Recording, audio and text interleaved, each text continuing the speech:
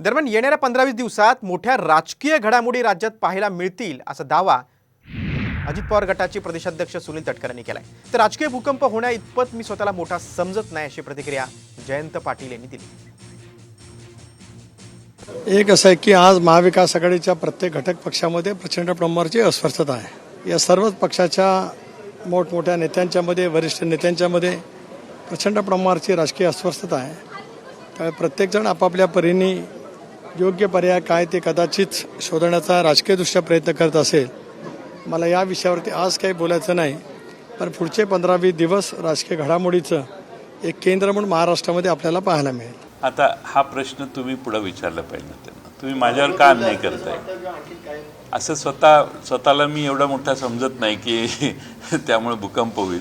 तुम्ही त्यांनाच पुढचा प्रश्न विचारायला पाहिजे की भूकंपात कोण कोण गाडले जाणार आहेत।